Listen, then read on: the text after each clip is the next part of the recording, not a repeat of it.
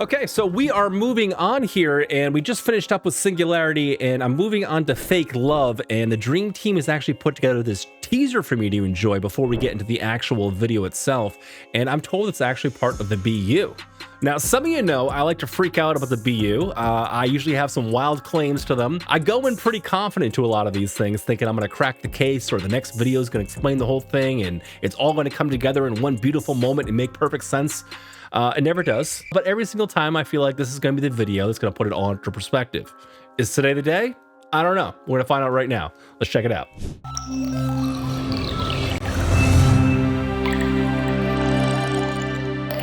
Oh boy. Magic Shop is a psychodramatic technique that exchanges fear for a positive attitude.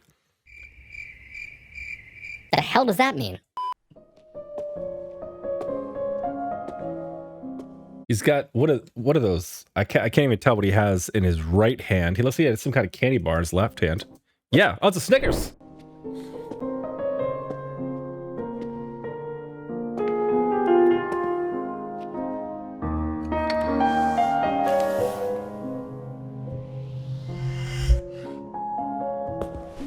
Okay, they get something back.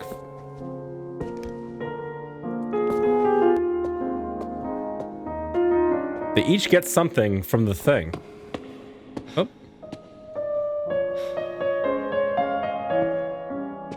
JK is late. I'm surprised he didn't just repel from the ceiling.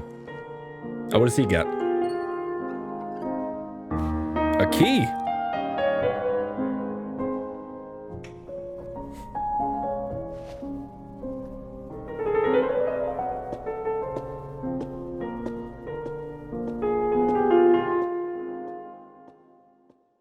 Is that it? Oh, okay, it goes more.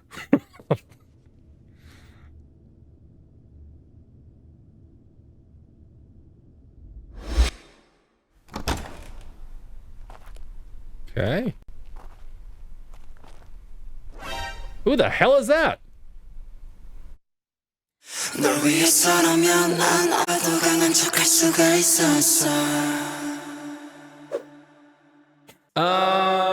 They all walk in. We got some creepy kind of like dissonant piano in the background. He's carrying what looks like, oh, okay, that looks like possibly an in-ear mic system. So everybody's coming and giving something to this kiosk. They almost look like reluctant to do so too. Like, oh my God, this shit again? Like I have to do this? Like nobody looks happy doing this. Now that's interesting. Now that's interesting. Now that I think about it, I believe RM put down a shard of glass or possibly a mirror. I wonder if that ties together with Reflection, his song Reflection, maybe? A picture of a forest. I have no idea what that means. A Snickers. There's been 0 Snickers in any of the BU content. You can't just throw candy in the mix and expect us all to understand. I'm a little upset. Okay, so that, oh, the creepy guy's in the kiosk. So then he gives something. He's offering something to the creepy guy who looks like he's wearing a mask. He's giving him some kind of, I think he's getting a lollipop, which again, RM does have a lollipop. Are these like all part of like tied together with the trailers or the teaser trailers? A scrunchie? What does he want a scrunchie for? An umbrella. I'm gonna have to watch all these things back to back sometime after. Like, I think I'm just forgetting stuff. Oh, a cake. How did I miss this? The lollipop I get. The cake oh yeah, I remember the cake. They threw the cake.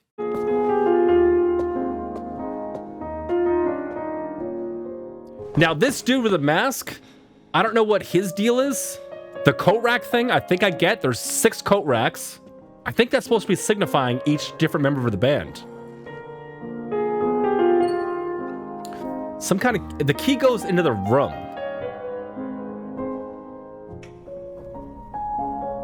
Right? Yeah, they all look very reluctant to be doing whatever they're doing. This little transaction with the devil here. Now that I got a good look at the guy in the kiosk, I want to see if it's the same guy inside this room. He's like hesitant to do so. Now there's also a bunch of stuff, like the ground is just smashed. Like, let's get a bunch of like ripped up paper or broken glass or something. Like this room looks trashed. Is it the same guy? This looks like a dude in makeup. It doesn't look like a mask. I don't know, man. I don't know. Does anybody know? I don't think anybody's cracked the case. I think there's people that think that they're smart enough, but part of me thinks that BTS is just screwing with us. It's tied together somehow. I recognize some similarities, but there's a lot of things I don't know. The umbrella, I don't recognize. The scrunchie, I don't know what that's all about. Snickers bar, what the hell is that? The shard could be from Reflection or possibly some of like the fight scenes and them smashing the mirror. I know some of that's tied into the BU, but some of the cake I recognize from them throwing it. What was that? Spring Day? Yeah, Spring Day, they threw the cake. But a lot of it, I don't know. All right, so now we're gonna move on to Fake Love. Oh, the official music video. Okay, cool. I don't know if this is part of the BU as well or if it was just a trailer. I guess we'll find out.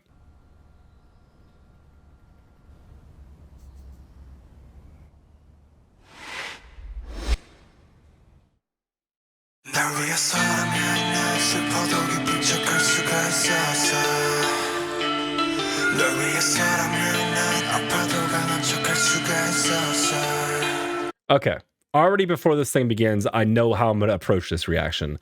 I want to watch the video. I'm going to pay attention to what's happening in the video. I'm going to be briefly glancing over at the lyrics. Then I'm going to come back around. I'm going to revisit the lyrics, and then I'm going to try and put it all together. But they always have so much cool choreography and cool things going on. And between reading the lyrics and trying to bounce back and forth, I feel like I missed something. So I'm going to have to come back and revisit this. I'm going to do it all in the same video, but I'm going to watch it once for the choreography in the video, and then I'm going to watch it again and really pay attention to the lyrics.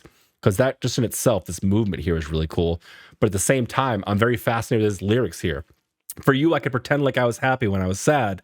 And I think I know where they're going with this, but I'll wait till the song is over. Here we go.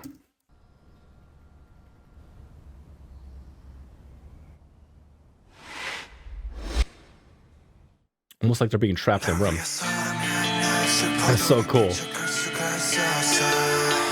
Everything is so fluid.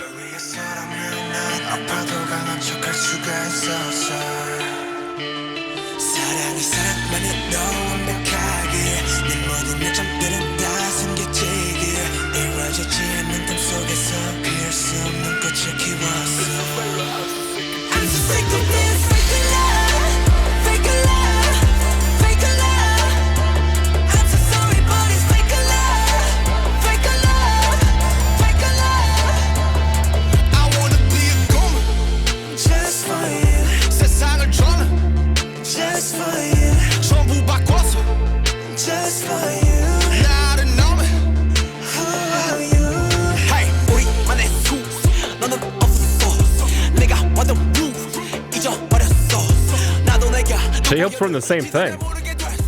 He's looking scary.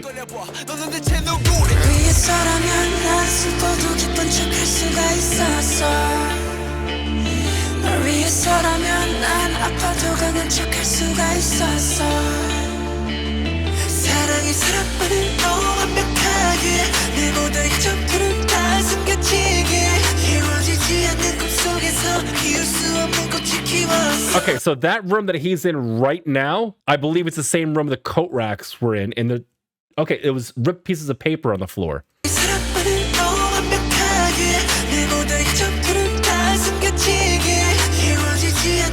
He's looking through the bottom, almost kind of like in Blood, Sweat, and Tears. You remember those rooms? And he was like on top and looking down through the bottom? Maybe it is the same room from Blood, Sweat, and Tears.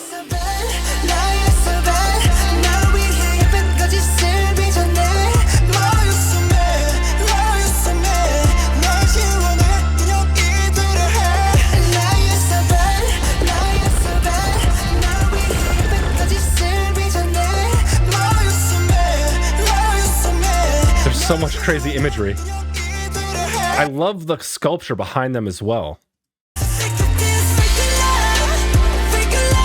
It's a catchy hook. This is already the second chorus and it's like already in my head. What did that say behind him?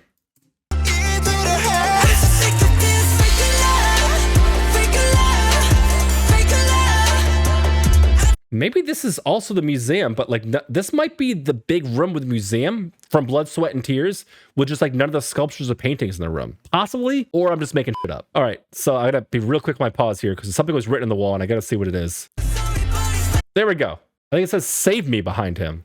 And those look like picture frames down the hall, which leads me to believe this is some kind of museum. So this might be the same setting from Blood, Sweat, and Tears. I could be completely wrong on this. They're lighting up now.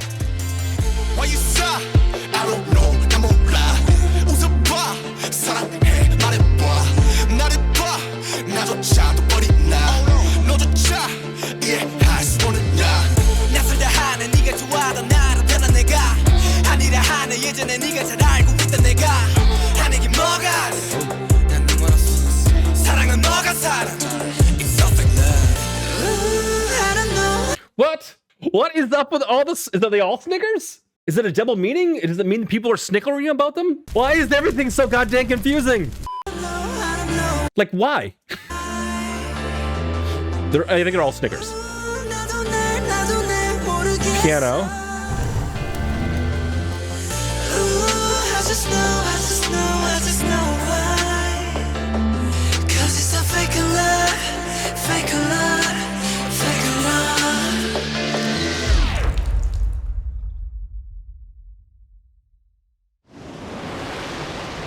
I swear to God, if he like kisses a statue and it comes to life and it's V or something, I'm gonna lose it.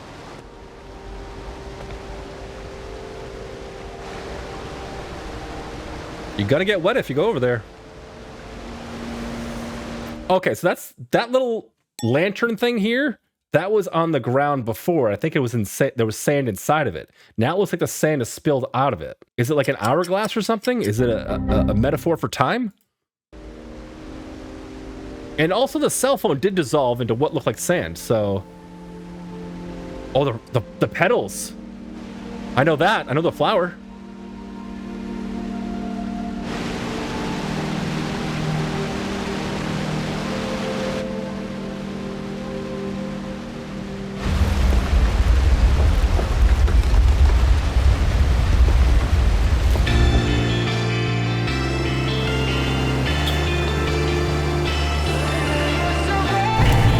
Oh, shit.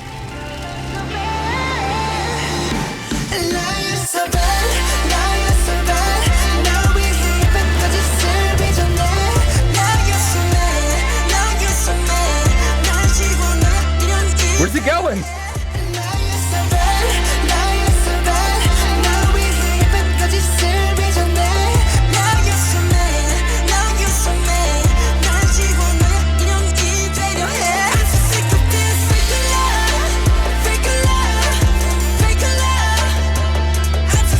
They know how to write a hook. They know how to write a hook.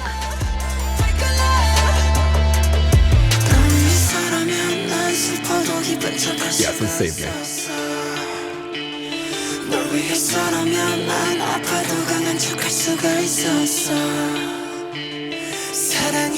I knew it.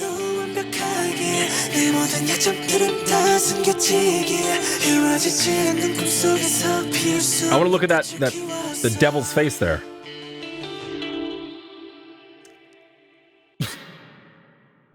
Okay. I may have pinned together a couple things, but oh my God, I was just watching the video. Okay, super cinematic, very artsy. I think I'm recognizing several destinations here. The hourglass thing or lantern with sand in it. I recognize that. I know that it was broken in the ground at one part, and then it was on the ground again with the sand taken out of it. What looked like a cell phone was disintegrating into sand. That had something to do with it. The flower petals were up there. Snickers, I have no idea. That could be goddamn anything. Unless I missed something before, I just don't remember any candy. And first off, there's something unbelievable about this video. I'm about to poke a hole in the theory of this whole thing, this whole BU universe. One thing that did take me out of the immersion of this whole experience was, I forget who it was, but somebody was looking real sad on top of a pile of Snickers. Now, you and I both know that's a physical impossibility. Nobody would be that sad on top of a mountain of Snickers. So I don't know what they're trying to get at or what they're trying to do, but there's something wrong there. There's something wrong there. There's something deeply wrong with being upset when you're legit on top of the biggest pile of candy you've ever seen. Okay, so I really didn't pay too much attention to the lyrics. I obviously hear fake love. The hook is incredibly powerful. After the second chorus, I was already nodding my head and like getting into it. Like the song has been ingrained in me like other songs I've heard in the past. Something that this song feels very familiar but very fresh at the same time, but I haven't really dived into the lyrics. And I know the lyrics are very important in this album, so I'm gonna give this another watch through and pay more attention to the lyrics and less attention to the stuff that's going on in the BU. And we're gonna try and figure out what the heck they're talking about.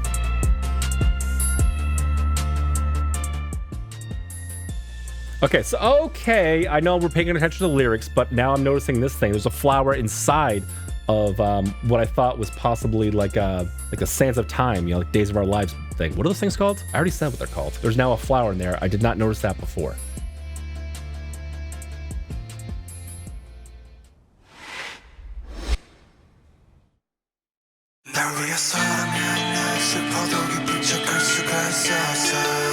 Now, obviously, I read this first line here, and that's when I decided to focus more on the visuals than I was in the lyrics, even though this first frame here, this first shot here is very powerful, not only from this giant sculpture-looking thing in the background, which looks badass, but also from the fluid movement from the guys. But let's talk more about the lyrics. This was the first one that stood out to me and made me decide to not focus on the lyrics and just focus on the visuals, because I feel like the lyrics are really going to need a deep dive here.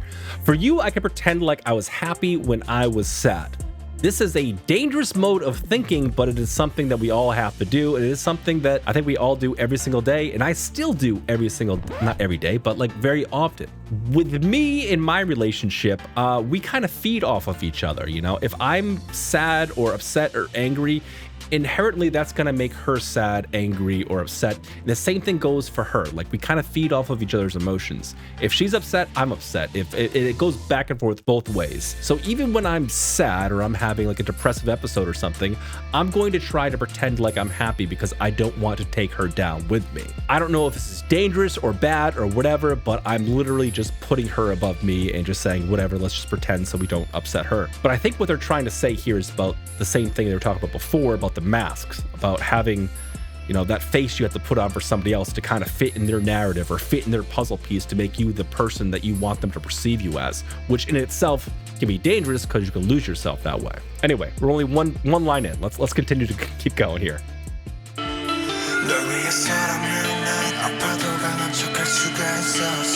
Okay. Nothing's perfect.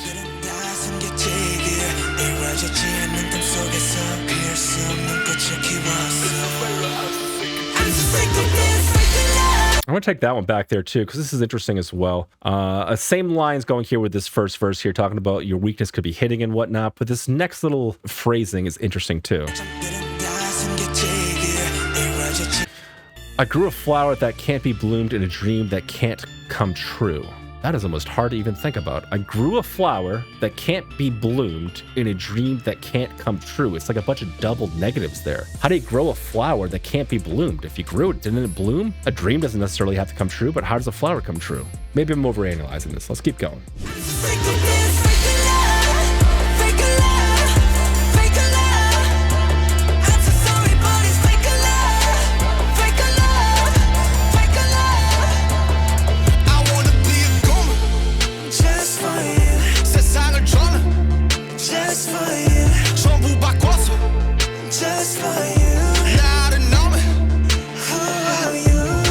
Yes, okay, that's exactly where they're going with this. And Arm pretty much just spells it out there for us. He wants to be a good man, but he's starting to question whether this is actually himself, and he's literally says right here, who are you? You know? Man, it's a thing, man. You get lost in these masks. You get lost in this way of thinking if, like, you never show that person your true self. Like what I said about me in my relationship here is, you know, we feed off each other's emotions sometimes, so I'm not going to show her my depressive episodes all the time because I don't want to take her down. But if I was to constantly put on a face that just was not my own, it would be fake. And one thing I didn't even notice with the lyrics with the hook the first time was they were saying, I'm so sick of. I didn't even catch that when I was paying attention to the visuals. I thought they were just saying like something, something fake love. But they're actually sick of it. So they're coming to the realization that like, it's just not worth it. Or is it worth it? Because I've lost myself in this relationship. Or yeah, I guess you just call it relationship.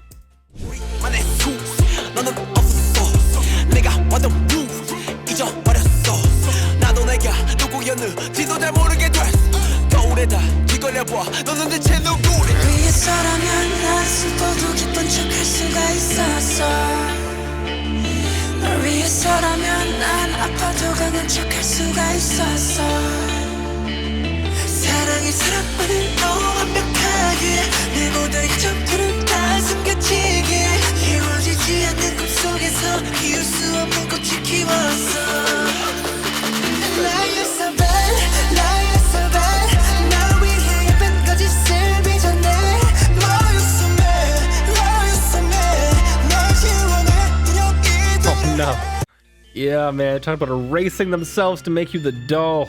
Oh my gosh, they're sick of it. They're sick of these relationships. They're sick of these like facades that they're putting on, and they're just wondering if any of this is real and is it worth it?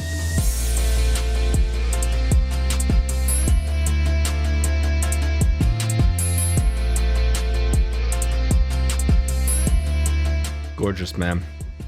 Okay. I think the lyrics are fairly self-explanatory. It's about molding yourself into a different person to basically fit somebody else's likes, you know? And I think we all do that to a fairly healthy degree just in our day-to-day lives, just to, you know, society and whatnot. But like, it gets dangerous when you start to lose yourself and when you think you're doing it for love. If someone's not gonna love you for who you are and you're starting to lose yourself by fitting in that perfect box to appease that boyfriend, girlfriend, husband, wife, that's when it becomes dangerous.